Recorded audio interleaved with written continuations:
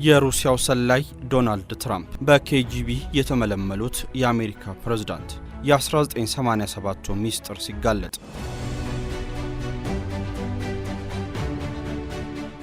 ፕሬዝዳንት ዶናልድ ጄ ትራምፕ በ2016 የአሜሪካ ፕሬዝዳንት ሆነው ለመጀመሪያ ጊዜ ሲመረጡ በርካታ ጥያቄዎች ይነሱባቸው ነበር።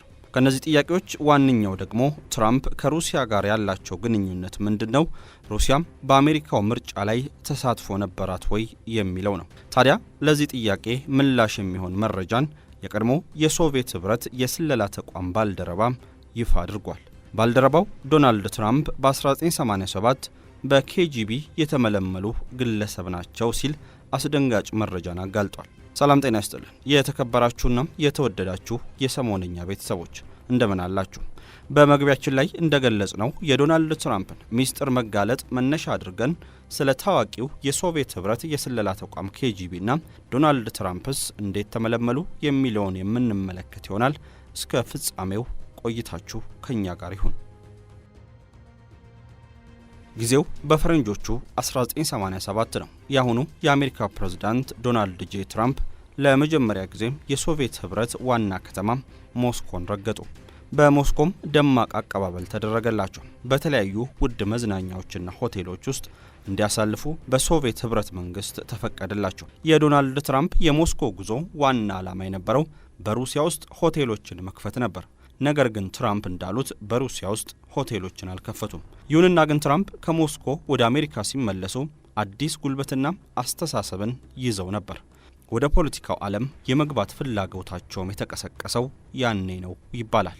በ1987 ከሞስኮ መልስ የአሜሪካ ፕሬዝዳንት ሆነው ለመመረጥ ለፓርቲያቸው ጥያቄ ያቀረቡት ትራምፕ የእጩነት ጥያቄያቸው ሳይሳካላቸው ቀረ።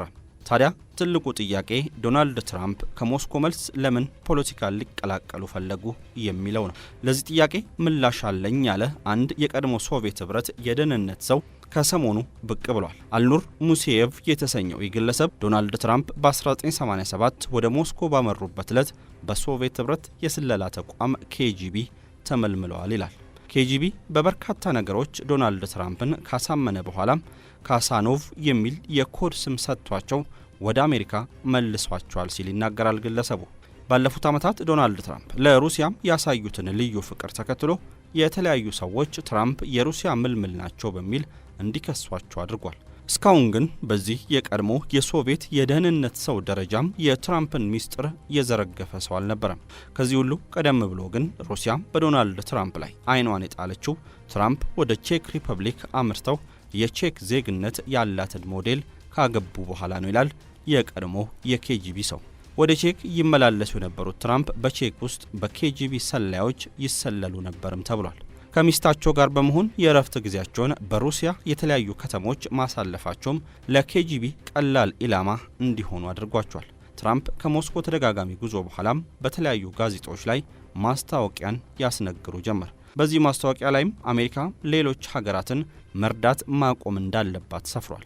በተለይም ትራምፕ የአሜሪካ መንግስት ራሳቸውን የሚችሉ ሀገራትን መርዳት የለበትም የሚል ጽሑፍን በጋዜጦች ላይ በማስታወቂያ መልኩ አሰራጭተዋል።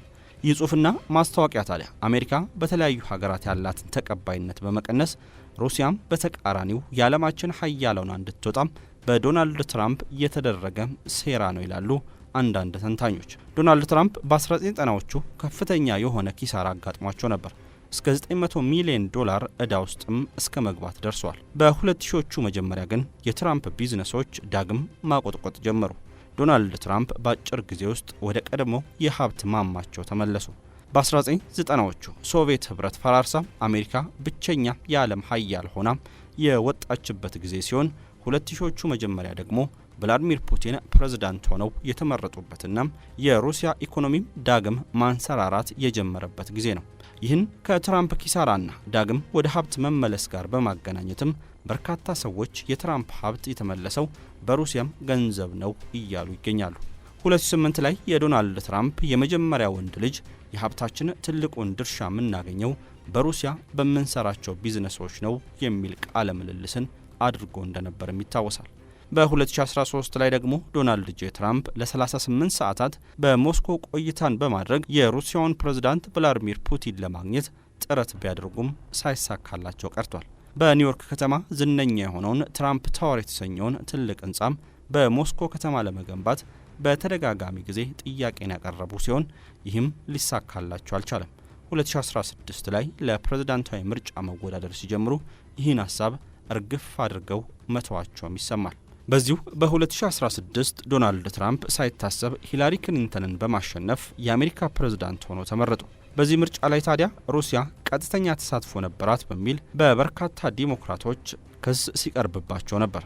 በኋላ ላይ ክሪስቶፈር ስቲል የተባለ ዶክመንት የወጣ ሲሆን ይህ ዶክመንትም ዶናልድ ትራምፕ ከሞስኮ ጋር ቀጥተኛ ግንኙነት እንዳላቸው ያረጋገጠ ነው።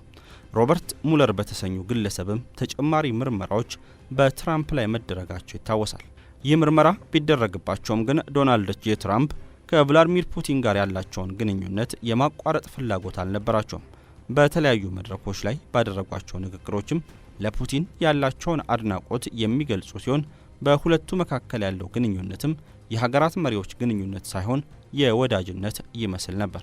ትራምፕ ከፕሬዝዳንትነት ከወረዱ በኋላም ከፑቲንና የሩሲያ ባለስልጣናት ጋር ያላቸውን ግንኙነት ያላቋረጡ ሲሆን በዩክሬንና ሩሲያ ጦርነት ላይም ጦርነቱ በሩሲያ የበላይነት እንዲጠናቀቅ የሚያደርግ ስምምነት ሁለቱን ሀገራት ለማፈራረም ጥረት ላይ ናቸው። በእርግጥ ከዚህ ቀደም የአሜሪካ ፕሬዝዳንት የነበሩት ጆርጅ ደብልዩ ቡሽ ከቭላዲሚር ፑቲን ጋር መልካም ግንኙነት የነበራቸው ቢሆንም በትራምፕና ፑቲን መካከል ያለው ግንኙነት ግን በሁለቱ መሪዎች መካከል አልተመለከትነውም ነበር።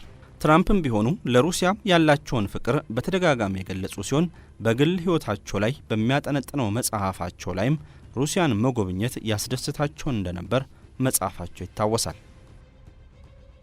ኃያሉ የሩሲያ የስለላ ተቋም ኬጂቢ ከዓለማችን ጠንካራም የስለላ ተቋማት መካከል አንዱ የነበረው ኬጂቢ በዓመታት ውስጥ ከምዕራባውያን ሀገራት የመጡ ሰላዮችን በመመልመል በርካታ ተግባራትን ፈጽሟል። በአንድ ወቅት ላይ የዓለማችን ቁጥር 1 የስለላ ተቋም የነበረው ኬጂቢ እስከ 400,000 ሰላዮች የነበሩት ሲሆን በሶቪየት ህብረት ጦር ውስጥም በሺዎች የሚቆጠሩ ምልምሎች ነበሩት። በአሁኑ ጊዜ የሩሲያ መንግስት ሀገራቸውን ከርተው የሚወጡም የሩሲያን ዜጎች የሚይዝበትና የሚገድልበት መንገድም ከኬጂቢ ዘመን የተወረሰ ነው ይባልለታል። ኬጂቢ በኢትዮጵያ የደርግ ዘመንም ወደ ሀገራችን ጎራ በማለት በርካታ የደርግ መንግስት የደህንነት ባለሙያዎችን ማሰልጠኑ የሚታወቅ ነው። የአሁኑ የሩሲያ ፕሬዝዳንት ቭላዲሚር ፑቲን የሩሲያ ፕሬዝዳንት ሆነው ከመመረጣቸው አስቀድሞ ለረጅም ዓመታት የኬጂቢ ሰላይ እንደነበሩ የሚታወቅ ሲሆን እንደ ጀርመን ባሉ ምዕራባውያን ሀገራትም በርካታ የስለላ ተግባራትን ፈጽመዋል። ኬጂቢ እንደ ፈረንሳይ፣ እንግሊዝ፣ ጀርመንና አሜሪካን በመሳሰሉ ሀገራት ጭምር በርካታ ሰላዮች ነበሩት። ከነዚህ መካከል አንዱ የነበረው የታዋቂው የፈረንሳይ መጽሔት ኤል ኤክስፕሬስ መጥር የቀድሞ ዋና አዘጋጅ ፊሊፕ ጉራምባች ለ35 ዓመታት ያክል ለሶቪየት ህብረት ሲሰልል እንደነበር በመጨረሻም ይፋ ማድረጉ ይታወሳል። ጉራምባች ለበርካታ አስርት ዓመታት በስራው በፈረንሳይ ህዝብ ዘንድ ከፍ ያለ ስም ያለው ሰው ነበር። የአገሪቱ ፕሬዝዳንቶች፣ ተዋናዮች እንዲሁም ታላላቅ የሥነ ጽሑፍ ባለሙያዎች የቅርብ ጓደኞቹ ነበሩ። በጋዜጠኝነት ሙያው የአንቱታ ስፍራ ከተሰጣቸው መካከልም ጉራምባች አንዱ ነው። በተጨማሪም በፈረንሳይ ውስጥ ስኬትን ከተጎናጸፉት የህትመት ውጤቶች ዋነኛ የሆነውን መጽሔት በማምረትና አቅጣጫ በማስቀመጥ ይታወሳል። በአውሮፓውያኑ 2003 ህይወቱ ሲያልፍም የሀገሪቱ የባህል ሚኒስትር ዣክ አይጎላን በፈረንሳይ ሚዲያ ውስጥ አይረሴ ከነበሩና ከተከበሩ ሰዎች አንዱ ነበር ሲሉ ስለ ጉራምባች ምስክርነታቸውን ሰጥቷል። ጉራምባች ከታዋቂ ጋዜጠኝነቱ ባሻገር ሌላም ህይወት ነበረው። በዚህም በተደራቢነት ለሶቪየት የስለላ ተቋም ኬጂቢ ሰላይ ሆኖ ይሰራ ነበር። የኮድ ስሙም ብሮክ ይባላል።